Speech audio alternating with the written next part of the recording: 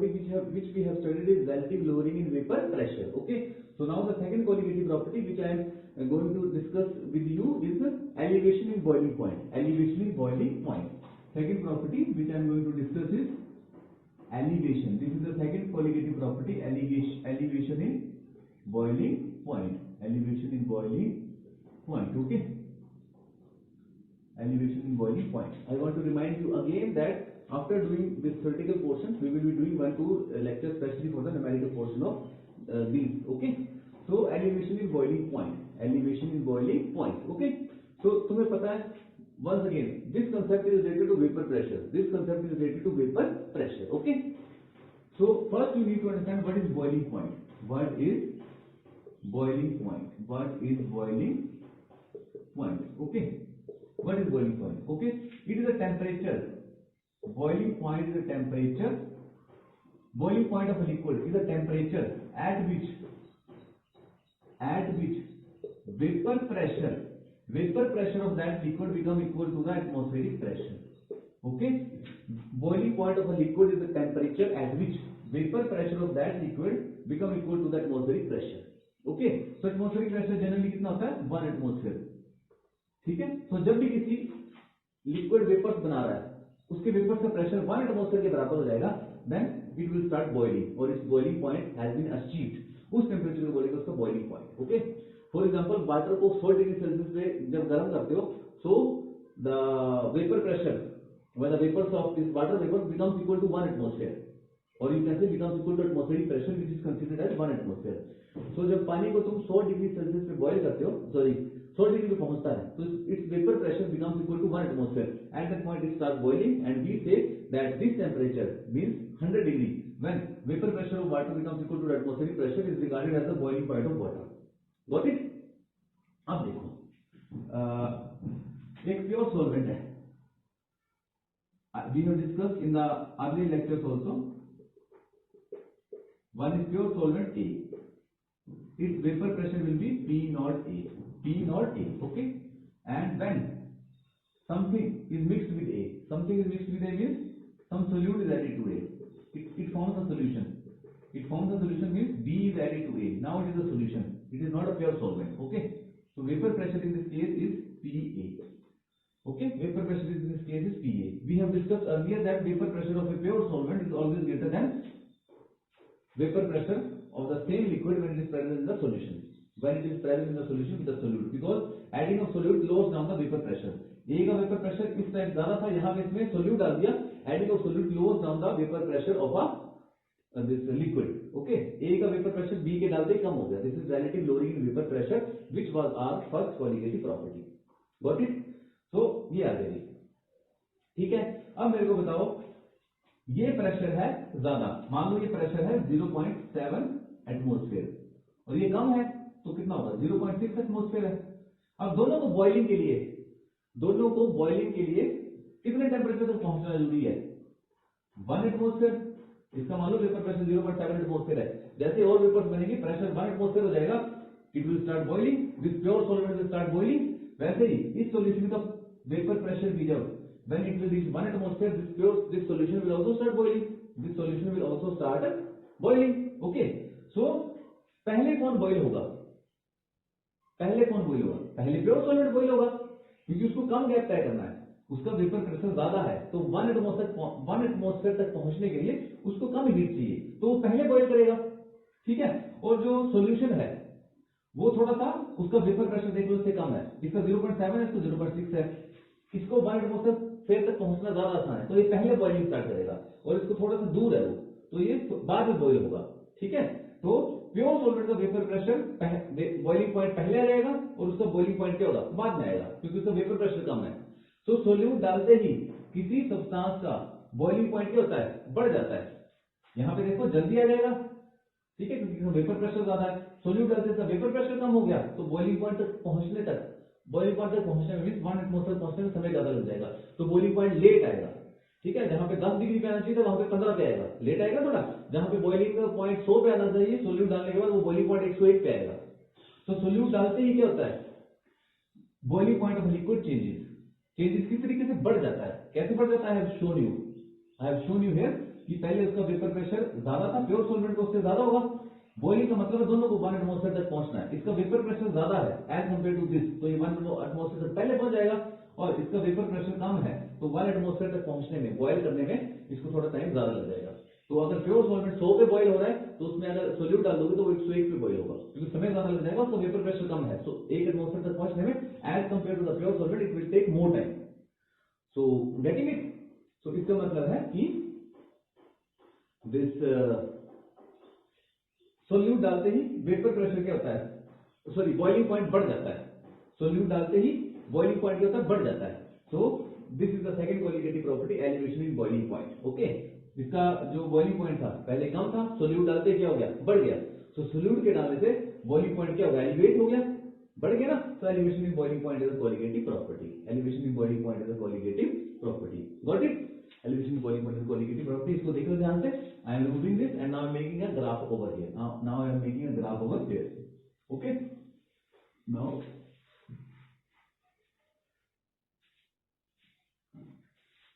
now I am making a this.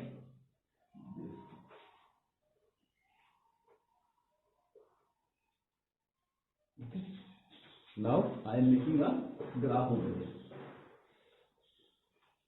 Graph देखो बिल्कुल आसान है, जैसे तो मैंने उसमें बनाया था, क्या नाम उसका, relative lowering in vapor pressure में ग्राफ बनाया था ना, between temperature and vapor pressure, the same graph will be there। यहाँ पे क्या आएगा, vapor pressure, यहाँ पे क्या आएगा, टेम्परेचर, यहाँ पे आएगा वेपर प्रेशर, और एक्स एक्सिस पे आएगा टेम्परेचर, वाई एक्सिस पे हम लेंगे वेपर प्रेशर।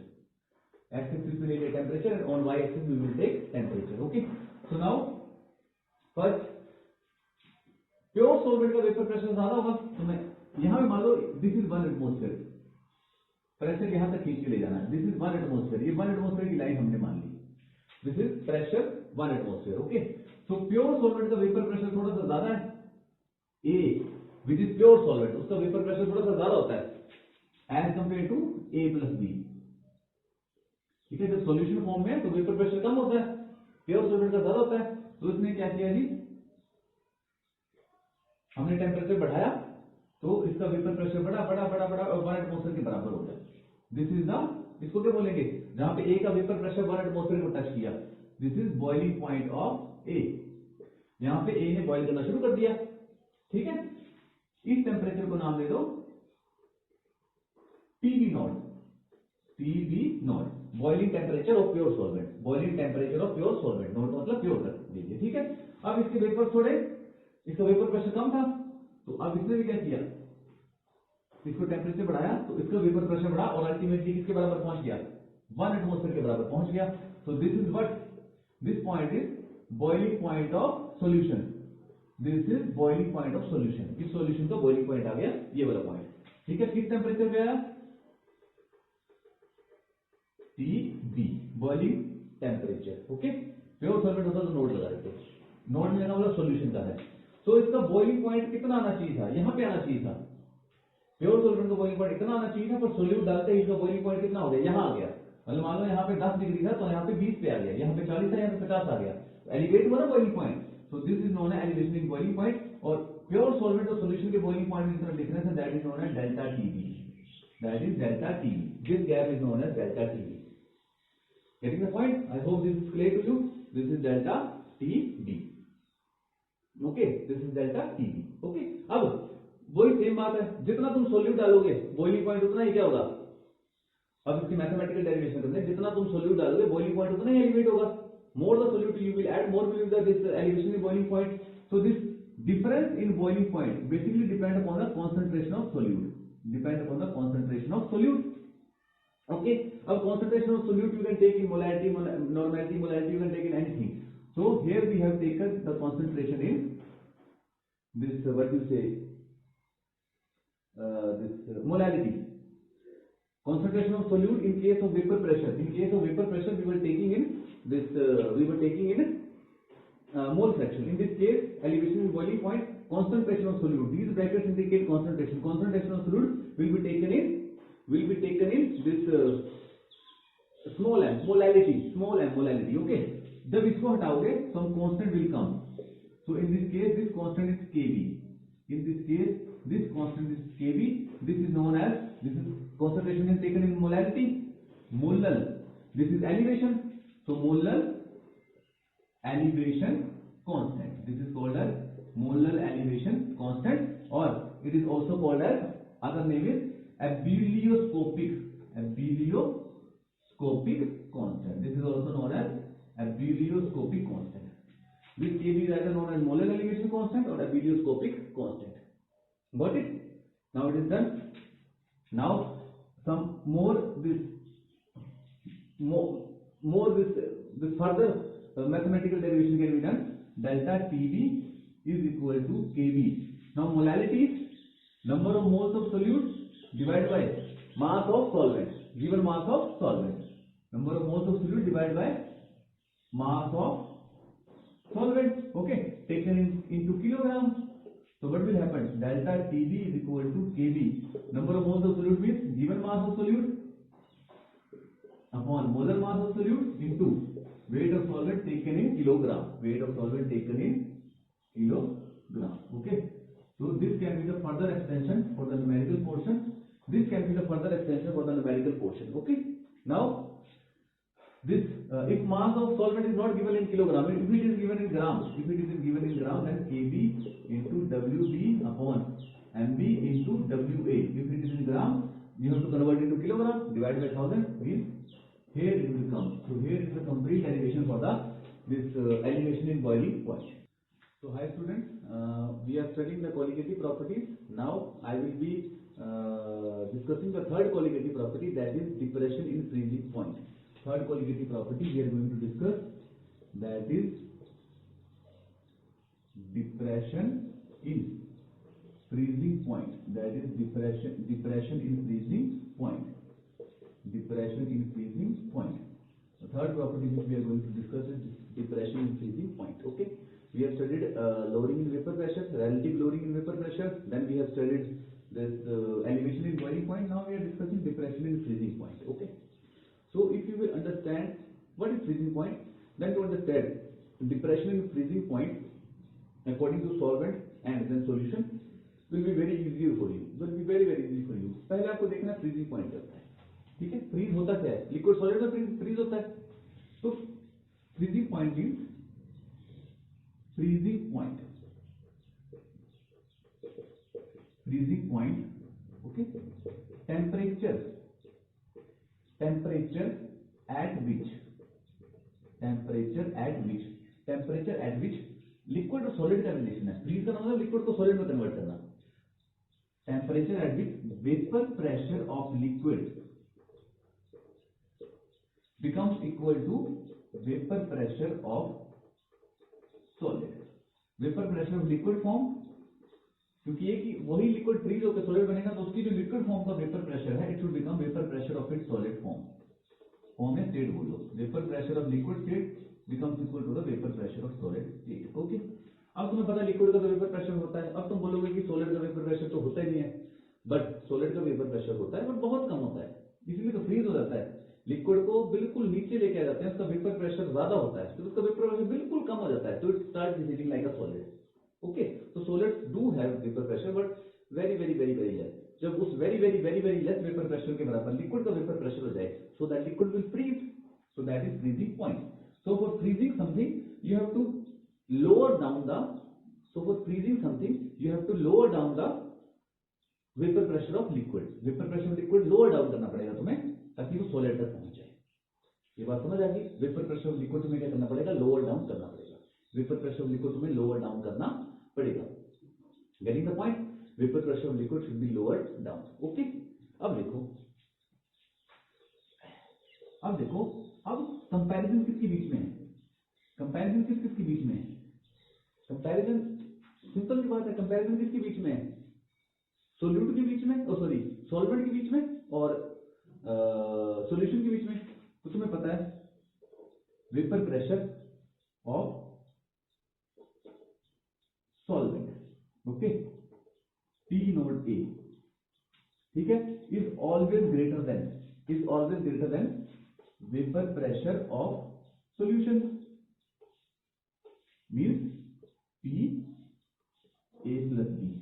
ठीक है, इसमें अब सॉल्यूशन मतलब है सॉल्वेंट में हमने सोल्यूट ऐड कर दिया है। We are studying the colligative properties, so the focus should always be there on the solute, क्योंकि सोल्यूट की वजह से सब कुछ हो रहा है।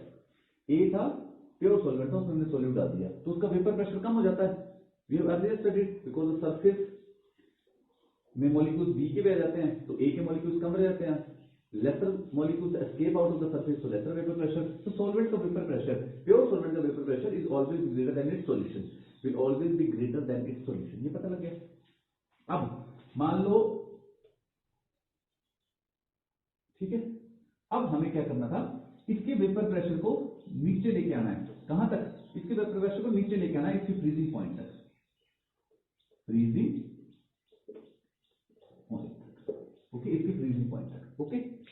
और अगर हमने सॉल्यूशन को फ्रीज करना है तो उसके वेपर प्रेशर को भी कहां लेके आना है? If we want to freeze the solution, if we want to freeze the pure solvent, हमें उसके वेपर प्रेशर को कम करना है और फ्रीजिंग पॉइंट तक लेके जाना है। और अगर हम सॉल्यूशन को भी फ्रीज करना चाहते हैं तो सॉल्यूशन का भी वेपर प्रेशर होगा, हाँ इससे कम होगा, बट उसको भी वेपर प्रेशर को और ज्यादा कम करके फ्रीजिंग पॉइंट तक लेके आना है, ठीक है। तो कौन जल्दी आ जाएगा फ्रीजिंग पॉइंट तक? कौन जल्दी आ जाएगा? इसका वेपर प्रेशर कम है, इसके वेपर प्रेशर को फ्रीजिंग पॉइंट तक लेके आना मतलब इसके वेपर प्रेशर को किसके इक्वल करना है? वेपर प्रेशर ऑफ सॉलिड के, वेपर प्रेशर ऑफ सॉलिड के इक्वल करना है और इसको फ्रीजिंग करना है, फ्रीजिंग पॉइंट तक लेके जाना मतलब इसके जो प्रेशर है सॉल्यूशन का उसको किसके बराबर करना है? Vapour pressure of its solid form, of its solid state, ठीक है, vapour pressure of solid state, okay. So इसका वेपर प्रेशर ज्यादा है, इन दोनों का कंपैरिजन करो, इसका वेपर प्रेशर ज्यादा है तो सॉलिड स्टेट में जो इसका वेपर प्रेशर होगा वहां तक पहुंचने में इसको समय ज्यादा लग जाएगा, क्योंकि इसका वेपर प्रेशर ज्यादा था, कम करते करते करते करते सॉलिड के वेपर प्रेशर आने तक समय लग जाएगा, और इसका वेपर प्रेशर इसके मुकाबले कम था तो इसको थोड़ा जल्दी से ये सॉलिड के जैसा वेपर प्रेशर अटेन कर लेगा। Comparatively vapour pressure of solution is easier to lower down, क्योंकि इसका पहले से ही कम है, इसका वेपर प्रेशर कम है तो सॉलिड के वेपर प्रेशर जैसा पहुंचने में इसका कम है, और कम करना तभी सॉलिड जैसा बनेगा ना। वेपर प्रेशर कम है इसका सॉल्यूशन का, उसको और कम करेंगे तब जाके सॉलिड जैसा वेपर प्रेशर बनेगा, और इसका वेपर प्रेशर ज्यादा है, इसको भी कम करना है तो इसका पहले से कम है तो ये जल्दी से सॉलिड के जैसे वेपर प्रेशर के बराबर पहुंच जाएगा। इसका वेपर प्रेशर जल्दी से सॉलिड के वेपर प्रेशर, जो उसकी सॉलिड स्टेटस के वेपर प्रेशर के बराबर पहुंच जाएगा, और इसका पहुंचने में थोड़ा सा टाइम लग जाएगा क्योंकि इसका ज्यादा था तो उसको लोअर डाउन करने में थोड़ा सा समय लग जाएगा, और इसका जल्दी हो जाएगा, ठीक है। इसका ये जल्दी फ्रीज हो जाएगा क्योंकि इसका वेपर प्रेशर ऑलरेडी कम था तो ये जल्दी फ्रीज हो जाएगा, और इसका वेपर प्रेशर ज्यादा था तो उसके लिक्विड का वेपर प्रेशर नीचे रहते थोड़ा सा समय लग जाएगा, तो ये थोड़ा लेट फ्रीज होगा। तो सॉल्यूट डालने के बाद फ्रीजिंग जल्दी हो रही है, पहले सॉल्वेंट फ्रीज लेट होगा क्योंकि ऊपर से नीचे तक लाना है, सॉलिड का मान लो यहाँ पे था, यहाँ तक वेपर प्रेशर पहुंचाना है तो सॉल्वेंट का यहाँ था तो यहाँ लाते लाते समय लग गया, और सॉल्यूशन का यहाँ पे था, सॉल्वेंट के मुकाबले कम था तो उसको फ्रीज करना के आसान था। तो सॉल्यूट डालने के बाद फ्रीजिंग पॉइंट क्या जल्दी आ जाता है, मतलब जल्दी आ जाता है, उसकी डिप्रेशन हो जाती है।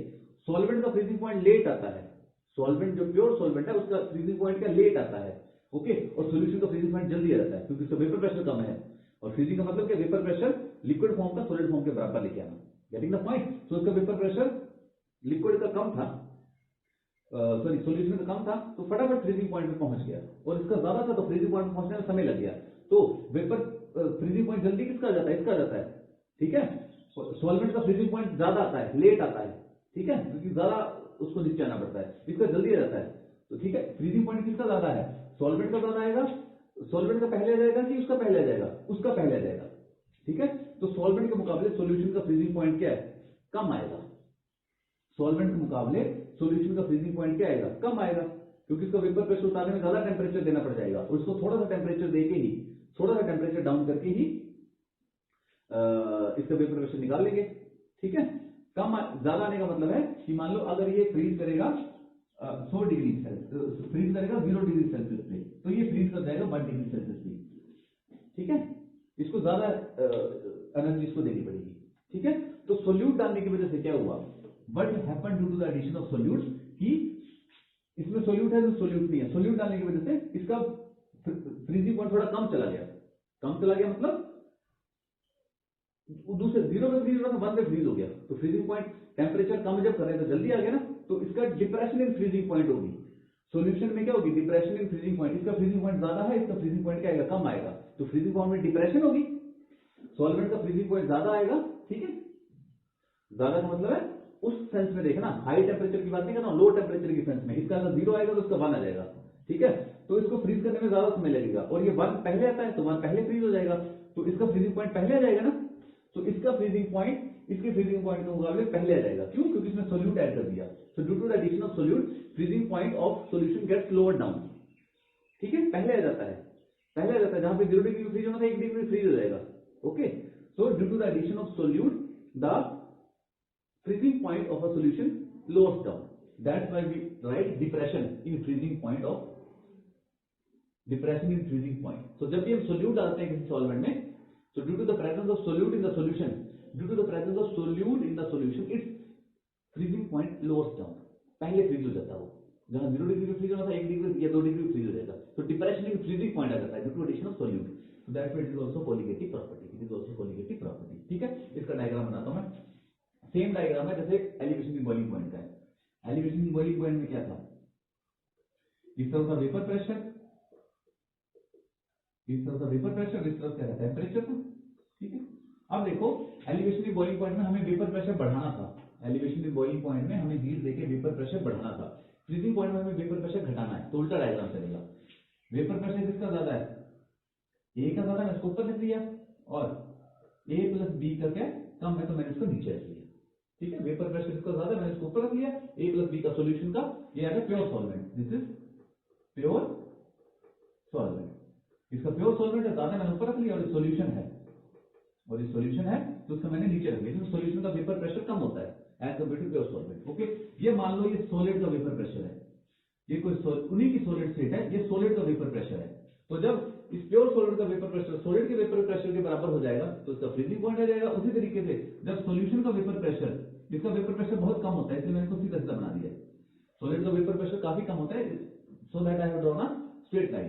तो जब ए का वेपर प्रेशर इस लाइन को टच करेगा तब वो फ्रीज हो जाएगा, जब सॉल्यूशन का वेपर प्रेशर इस लाइन को टच करेगा तो वो फ्रीज हो जाएगा, ठीक है। ए ने देखो वेपर प्रेशर कम करना शुरू किया, यहां पे जाके फ्रीज हो गया, ये क्या कहता है, फ्रीजिंग पॉइंट आ गया, ठीक है। ए बी ने भी क्या किया, वेपर प्रेशर कम करना शुरू किया, यहां पे जाके ये भी फ्रीज हो गया, ठीक है। तो यहां से मान लो जैसे 0 है, 0 degree Celsius temperature, degree Celsius में ले रहा है, 0 डिग्री सेल्सियस, ठीक है, 1 degree Celsius, 2 degree Celsius, 3 degree Celsius, 4 degree Celsius. तो जो प्योर सॉल्वेंट था उसका वेपर प्रेशर कितना आ गया, ऑलमोस्ट, उसका फ्रीजिंग पॉइंट कितना आ गया, TF लिखेंगे इसको, TF ऑफ प्योर सॉल्वेंट कितना आ गया, ऑलमोस्ट 2.5 आ गया।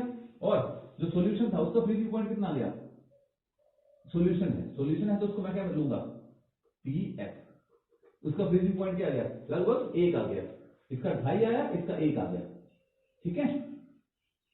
सो फ्रीजिंग पॉइंट जल्दी किसका आ गया, फ्रीजिंग पॉइंट जल्दी किसका आ रहा है, इसका आ रहा है ना, ओके। सो जो प्योर सॉल्वेंट का फ्रीजिंग पॉइंट, ठीक है, वो ज्यादा होगा, और सॉल्यूशन का फ्रीजिंग पॉइंट क्या होगा, कम होगा, सॉल्यूशन का फ्रीजिंग पॉइंट क्या आएगा, कम आएगा। So depression in freezing point,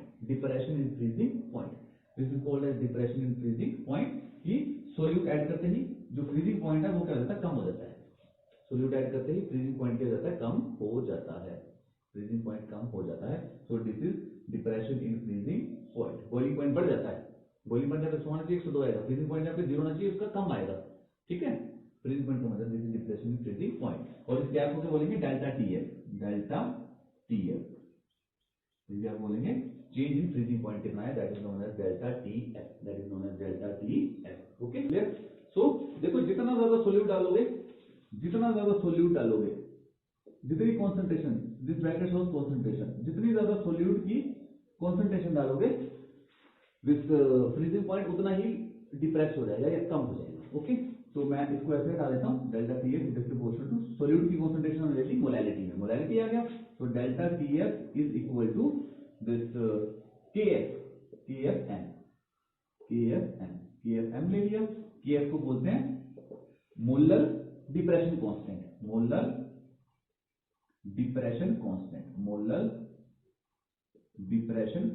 KF को बोलते हैं मोलर डिप्रेशन कांस्टेंट, या इसका दूसरा नाम भी क्रायोस्कोपिक कांस्टेंट, इसका दूसरा नाम भी है, दैट इज क्रायोस्कोपिक कांस्टेंट, इसका दूसरा नाम भी cryoscopic constant. This is a cryoscopic constant and this is video lecture 12. This is video lecture 12 on this. Video lecture 13. This is video lecture 13 on this chapter. Cryoscopic constant. अब इसको आगे देखो, आगे तुम इसको और एक्सटेंड कर सकते हो. डेल्टा टीएफ का, delta TF is equal to KFM है, मोलैरिटी है. मोलैरिटी को कैसे लिख सकते हो? Molarity mean number of moles of solute divide by weight of solvent in kilogram. Okay, so delta TF can be written as KF. Number of moles का मतलब है, नंबर ऑफ मोल्स का मतलब है given mass of solute divide by molar mass of solute into weight of solvent into kilogram. Okay, तो इससे तुम molar mass of solute भी निकाल सकते हो, गिवन मास ऑफ सोल्यूट कितना लिया है वो भी निकाल सकते हो. This is the formula. Okay, so this was all from depression and freezing point. Now one qualitative property is left which we will be discussing in the next lecture.